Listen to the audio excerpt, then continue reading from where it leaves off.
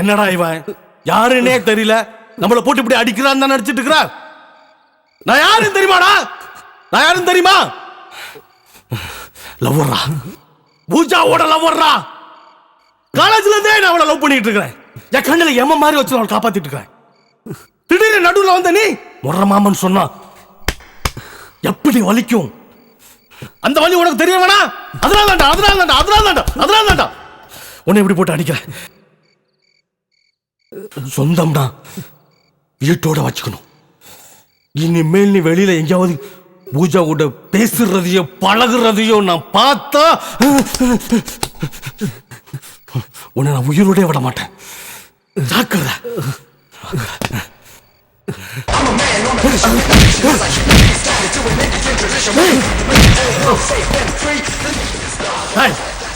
இவ்வளவு கோத்தல போடுங்க.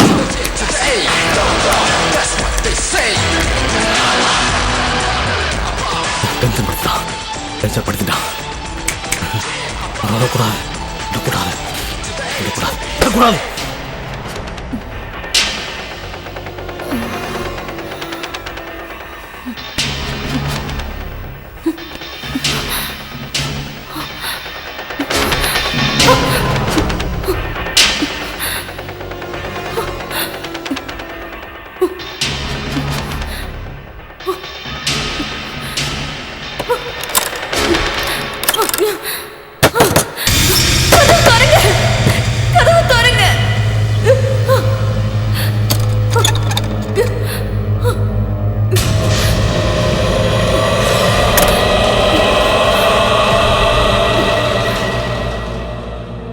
நீங்க என்ன வேணும் உங்களுக்கு? ஏய், மரியாதையா பேசணும். நீங்களாம் ரவுடிங்க. உங்களுக்கு என்ன மரியாதை வேண்டி கிடக்கு?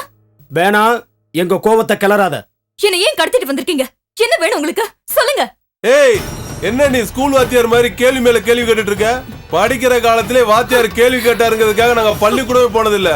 நீ என்னன்னா சின்ன பிள்ளைத்தனமா கேள்வி கேட்டுட்டே இருக்க? இதெல்லாம் கொஞ்சம் கூட நல்லா இல்ல. இந்த பார், உன்னை ஏதாவது நாங்க கேட்டோமா? இல்ல உன்னை ஏதாவது டார்ச்சர் பண்ணோமா? இல்ல அப்புறம் எங்களை சும்மா டென்ஷன் ஆகிட்டு இருக்க. எனக்கு தெரிஞ்சாகணும். என்ன வேணும்? எவ்வளவு பணம் வேணும் உங்களுக்கு? ஏய், உன்னை நாங்க கடத்திட்டு வந்து எவ்வளவு பத்திரமா வச்சிருக்கோம். எங்க வேலை முடிஞ்சது உன்னை கொண்டு போய் விட்டுற போறோம். இத பார், சாப்பிடறதுக்கு ஏதாவது வேணுமா சொல்லு, வாங்கிட்டு வர சொல்றேன். ஐயோ, எனக்கு சாப்பிட எதுவும் வேண்டாம். உங்களுக்கு எவ்வளவு பணம் வேணும்னு சொல்லுங்க. உனக்கு எத்தனை தடவை சொல்றது? திருப்பி சொல்ற, கேள்வி மேல கேள்வி கேட்டுட்டு இருக்க.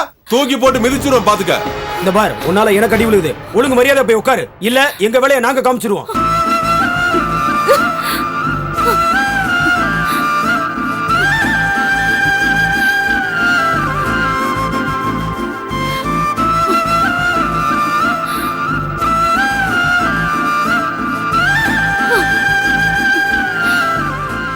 ஏய், பூட்றா கதவை. சரிண்ணே, பூட்டுறேன்.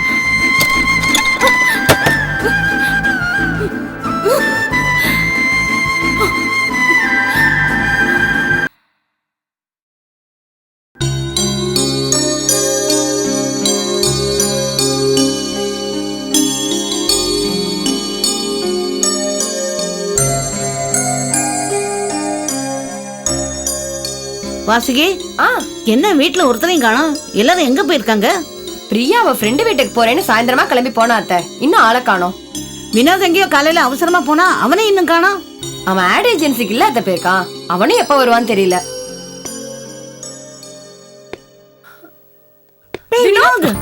காலையில போகும்போது நல்லா தானே போனேன். என்னடா இப்படி அடிபட்டுட்டு வந்திருக்க? டேய், என்னடா ஆச்சு? என்னாச்சு வினோத்? பாத்து. டேய், என்னாச்சுடா? என்னடா ஆச்சு? என்னடா ஆச்சு? சொல்லேன்டா, அம்மா கேக்குறாங்கல்ல. ஏன் அமைதியா இருக்க? டேய், யாரோடய சண்டை போட்டியா? இல்ல யாராவது ஒன்னு அடிச்சிட்டாங்களா?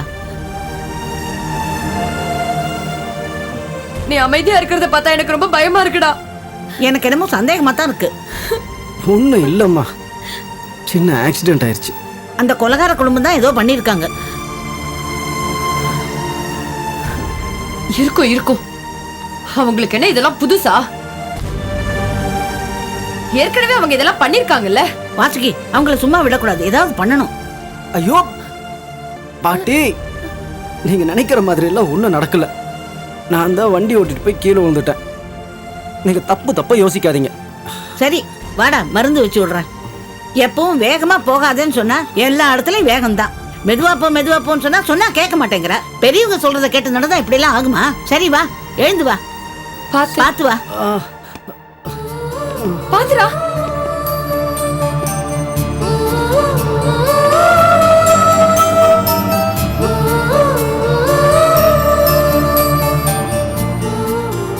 இப்படி நடந்திருக்கும்.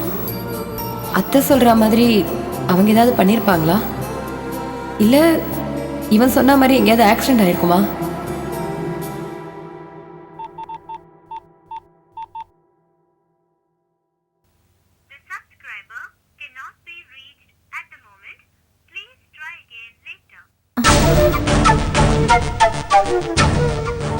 என்னது இது? வினோத் நம்பருக்கு லைன் போக மாட்டேங்குது.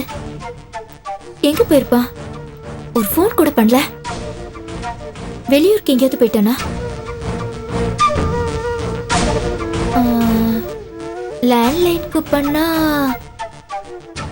அத்தை எடுப்பாங்க. அவங்க வாய் மூடவே முடியாது.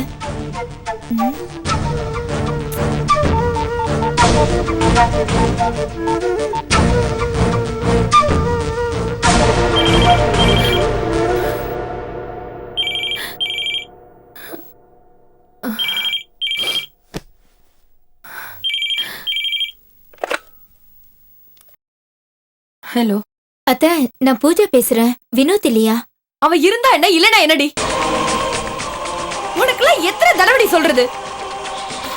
ச்சே, உன்னை திட்டுறது கூட எனக்கு அசிங்கமா இருக்கு. ஏண்டி, உனக்குலாம் கொஞ்சம் கூட மான மரியாதையே கிடையாதா? ஏண்டி, ஏன் என் பையன் அப்படி சித்திரவதை பண்ற?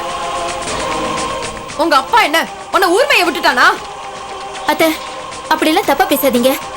அப்படி தாண்டி பேசுவேன். உனக்குலாம் என்னடி மரியாதை?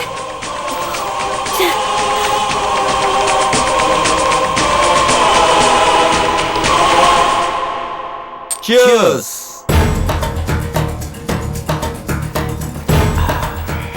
ரொம்ப தேங்க்ஸ்டா கிருஷ்ணா. எதுக்குடா? நான் சொன்ன வேலையை கச்சிதமா முடிச்சியே, அதுக்கு. ரொம்ப டென்ஷனா இருந்தேன். கல்யாணம் முடிகிற வரைக்கும் மீராவை என்ன பண்ண போறோம்னு அப்படியே நர்வஸா இருந்தேன். நீ தாண்டா ஐடியா கொடுத்த அவளை கடத்து இல்லன்னு. இப்பதாண்டா ரிலாக்ஸா இருக்கேன். அதுக்கு என்ன போ? டேய், மீரா எப்படி இருக்கா?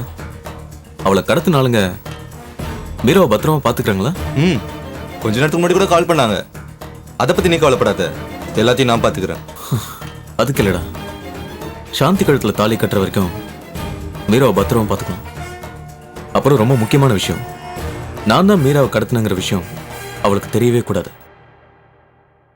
இது மட்டும் நம்ம நினைக்கிற மாதிரி நடந்துட்டா எல்லா ப்ராப்ளமும் சால்வ் ஆயிடும். இல்லடா கௌதம், நீ சாந்தி கழுத்துல தாலி கட்டினதுக்கு அப்புறம் தான் பிரச்சனையே ஆரம்பிக்க போகுது. என்னடா சொல்ற? மீரா உங்ககிட்ட சொன்னது மறந்து போச்சா? அதான் உங்க அப்பா கிட்ட கல்யாணத்துக்கு முன்னாடியே சொத்தை பிரிச்சு வாங்க போறதா சொன்னியே. உங்க அப்பா கிட்ட இதை பத்தி பேசுனியா? இல்லடா. என்னடா இவ்வளவு கேர்லெஸ்ஸா சொல்ற? இன்னும் கல்யாணத்துக்கு கொஞ்ச நாள் தான் இருக்கு. கல்யாணத்துக்கு முன்னாடி பேசினா தான் நீ நினைக்கிறதெல்லாம் நடக்கும். இப்ப பேசலன்னு வச்சுக்கோ, அதுக்கப்புறம் நீ எப்பவுமே பேச முடியாது. இல்லடா, எப்படி சொல்றதுன்னே தெரியல. அது மட்டும் இல்ல, அப்பாவுக்கு என் மேல நல்ல அபிப்பிராயமே கிடையாது. இப்படி சொன்னா எப்படிடா? நான் ஏதோ பிசினஸ் ஆரம்பிக்க போறேன், நான் திருந்திட்டேன், இப்படி ஏதாவது ஒன்று சொல்லி நீ சொத்து வாங்க பாரு, அதுதான் உனக்கு நல்லது. என்னடா சொல்ற? ஆமாண்டா, உங்க அப்பா சாந்தி மேல நல்ல அபிப்பிராயம் வச்சிருக்காரு. நாளைக்கு அவங்க 2 பேரும் கல்யாணம் முடிஞ்சு உங்க அப்பா உன் பங்க பூரா சாந்தி பேர்ல எழுதி வச்சிட்டாருன்னா நீ என்ன பண்ணுவ? அதனால புத்திசாலித்தனமா யோசிச்சு உங்க அப்பா கிட்ட பேசி உன் பங்க உன் பேர்ல எழுதுவாங்க பார். அதுக்கப்புறம் யாரும் உன்னை எதுவும் பண்ண முடியாது. பேசுறேன்டா. எங்க அப்பா கிட்ட நான் பேசுறேன். நீ சொல்ற மாதிரி ஏதோ ஒரு ஐடியா பண்ணி எங்க அப்பா கிட்ட சொத்தை வாங்க பாக்குறேன். கௌதம், உங்க அப்பா கிட்ட உன் பேர்ல சொத்து எழுதி வாங்குற வரைக்கும் நீ திருந்திட்ட மாதிரி பக்குவமா பேசி நடி, புரியுதா? நான் பாத்துக்கிறேன். இவன் நம்ம கூட சுத்துறானே, புத்திசாலித்தனமா எதுவும் சொல்ல மாட்டான்னு பார்த்தா பரவாயில்ல, நல்லா தான் யோசிக்கிறான்.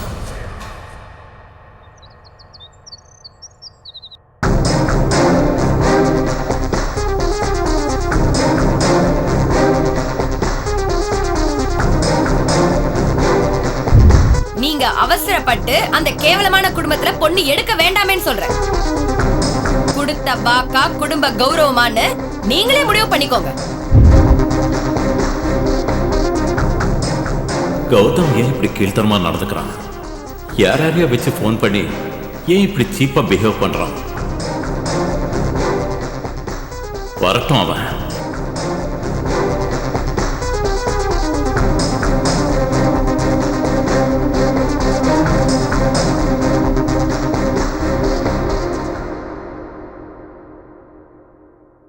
அப்பா,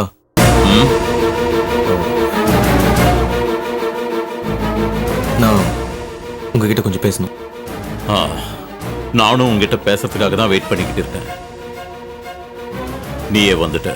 என்னப்பா? ஏன்டா இப்படி பண்ற? நான் என்னப்பா பண்ணேன்? ஏய், பண்றதெல்லாம் பண்ணிட்டு ஒன்னும் தெரியாத மாதிரி நடிக்காதடா. யாரையோ வச்சு பொண்ணு வீட்டுக்காரங்களை பத்தி தப்பு தப்பா பேச வைக்கிறியே, வெக்கமா இல்ல உனக்கு? ஏண்டா ஏண்டா உன் புத்தி இப்படி கீழ்த்தனமா போகுது? நீ கடைசி வரைக்கும் திருந்தவே மாட்டியா? பாவண்டா பாவண்டா அந்த பொண்ணு. அந்த பொண்ணை பத்தி இப்படி தப்பா பேச சொல்றியே. ச்சே. அப்பா, நான் யாரை வச்சு ஃபோன் பண்ணல. நீங்க என்ன சொல்றீங்கன்னு எனக்கு தெரியல. போதுண்டா. பண்ற தப்பெல்லாம் பண்ணிட்டு அதை மறைக்கிறதுக்கு பொய் வேற சொல்றியா? இந்த கல்யாணத்தை எப்படியாவது நிறுத்தணும். அதுக்காக தான் இப்படி பண்ற. முதல்ல இந்த கல்யாணம் எனக்கு வேண்டாம்னு சொன்ன, நான் ஒத்துக்கல. அதனால அந்த குடும்பத்தை பத்தி அந்த பொண்ணை பத்தி வேற யார்கிட்டயோ சொல்லி அவங்க எனக்கு சொல்லி அதை நான் நம்பி இந்த கல்யாணத்தை நிறுத்திடுவேன்னு நினைக்கிறேன். அப்படித்தானே? நிறுத்திடலாம் நினைக்காத கௌதம். இது பாருங்க, முதல்ல அந்த கல்யாணம் வேணாம்னு சொன்னது உண்மைதான். அதுக்காக அந்த வீட்டை பத்தி தப்பா பேச சொல்லி யார்கிட்டயும் ஃபோன் பண்ண சொல்லல. பொய் எத்தனை வாட்டி சொன்னாலும் உண்மை ஆகாது. ஐயோ, உங்களுக்கு எப்படி சொல்லி நான் புரிய வைப்பேன்னு தெரியலையே. உண்மையை புரிய வைக்க வேண்டியதில்ல, தானாவே புரியும். அது சரி, உங்களுக்கு எப்பவுமே என் மேல நல்ல அபிப்பிராயம் இருந்தது இல்ல. நீ அப்படி நடந்துகிட்ட, இன்னைக்கு வரைக்கும் அப்படிதான் நடந்துகிட்டு இருக்க. ஓகே, என் மேல உங்களுக்கு நம்பிக்கை வரணும்னா நான் என்ன செய்யணும்? நீங்க பார்த்து வச்சிருக்க பொண்ண நான் கல்யாணம் பண்ணிக்கிறேன் மனப்பூர்வமா சம்மதிச்சா நீங்க ஒத்துப்பீங்களா? சரி, நான் அந்த பொண்ணை கல்யாணம் பண்ணிக்கிறேன். ஆனா ஒரு கண்டிஷன், நான் சொல்ற மாதிரி நீங்க நடந்துக்கணும். எனக்கு சேர வேண்டிய சொத்தை பிரிச்சு கொடுங்க. ஓஹோ, உனக்கு சொத்து வேணுங்கிறதுக்காக நான் பார்த்த பொண்ணை நீ கல்யாணம் பண்ணிக்கிறதுக்கு ஒத்துக்கிற இல்ல? சாரிடா, சொத்தை இப்போதைக்கு என்னால பிரிச்சு கொடுக்க முடியாது. ஏன் முடியாது? முடியாதுடா. உனக்கு கல்யாணம் ஆகணும், அஜய்க்கு கல்யாணம் ஆகணும். அதுக்கப்புறம் தான் நான் சொத்தை பத்தியே யோசனை பண்ணுவேன். அப்பா, நான் அண்ணன் மாதிரி தனியா பிசினஸ் பண்ணணும்னு ஆசைப்படுறேன். பண்ணு, யாரு வேண்டாம்னு சொல்றாங்க? அப்பா, ஸ்ரீபெரும்புத்தூர்ல ஒரு நல்ல ஸ்டீல் ஃபேக்டரி விலைக்கு வருது. அது நல்ல ரன்னிங் கண்டிஷன்ல இருக்கு. அதை என் பேர்ல வாங்கணும்னு ஆசைப்படுறேன். அதை வாங்குறதுக்காக தான் சொத்தை பிரிச்சு கொடுங்கன்னு சொல்றேன். டேய், அத பத்தி பேசாத. உன்னை பத்தி எனக்கு நல்லா தெரியும். சொத்தை பிரிச்சு கொடுத்தா நீ என்ன செய்வேன்னு எனக்கு தெரியும்டா. எல்லாத்தையும் தொலைச்சிட்டு வந்து நிப்ப. அதுக்கப்புறம் என்ன பண்றது? வெறும் கையோட நிப்ப. ஐயோ அப்பா, நான் முன்ன மாதிரி இல்லப்பா. டேய், நான் முடிவு எடுத்துட்டேன். திரும்ப திரும்ப அதை பத்தி பேசாத, அவ்வளவுதான். என்ன விட உங்களுக்கு இந்த சொத்து தான் முக்கியமா போச்சு. நான் எக்கேடு கெட்டு போனாலும் உங்களுக்கு பரவாயில்ல. உங்களுக்கு இந்த சொத்தெல்லாம் பாதுகாப்பா இருக்கணும், அப்படிதானே? நான் எப்பவுமே உங்க முன்னாடி இப்படி கை கட்டி நிக்கணும், இதானப்பா உங்க எண்ணம்? தெரியுதுப்பா, ரொம்ப சந்தோஷம். நான் எக்கேடாவது கெட்டு போறேன், நீங்க இந்த சொத்தெல்லாம் கட்டிட்டு அழுக.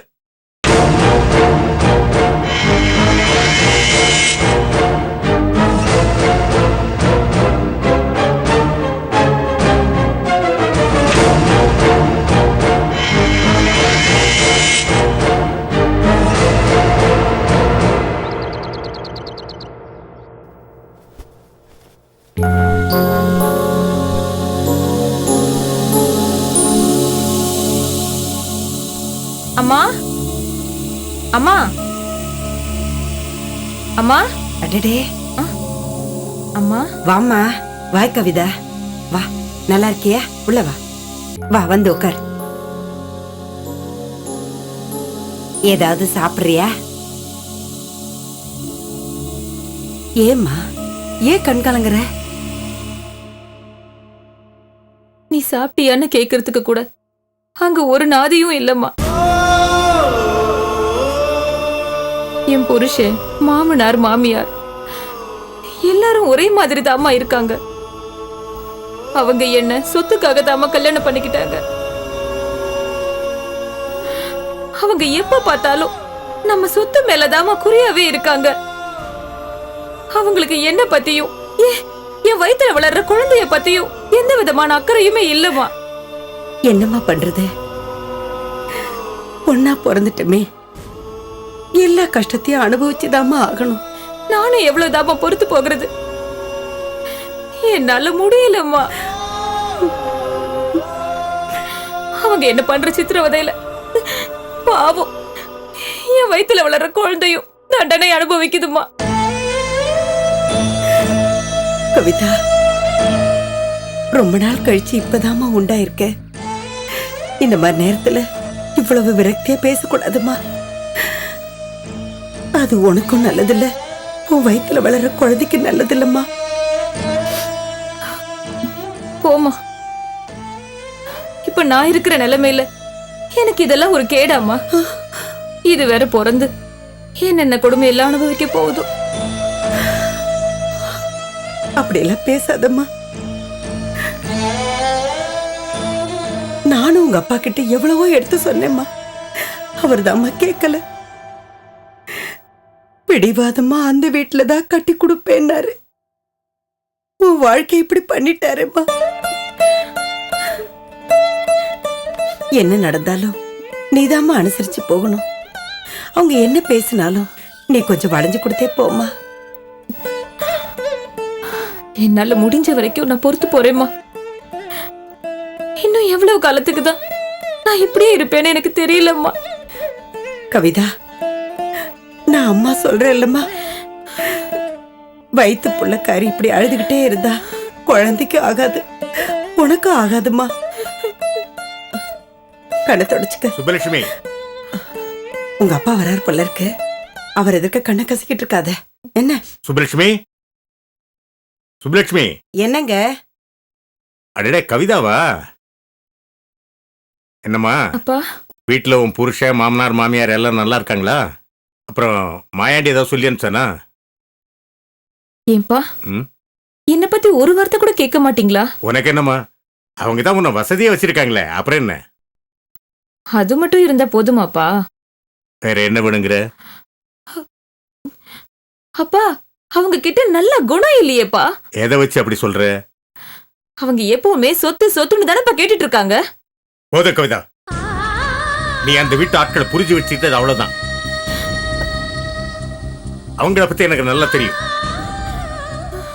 என்ன, மாயாண்டி கொஞ்சம் கோவக்காரன், அவ்வளவுதான். அது மட்டுமல்ல, உன் மாமியார் என் தங்கச்சி, அவ உன்னை கஷ்டப்படுத்துவாளா? அப்பா அவங்க கவிதா, உன் மனசுல நீ அவங்கள தப்பாவே நினைக்கிற, அதனாலதான் உனக்கு எல்லாமே தப்பா தெரியுது. நல்லதாவே நினைச்சு பாரு, எல்லாம் நல்லதாவே தெரியும்.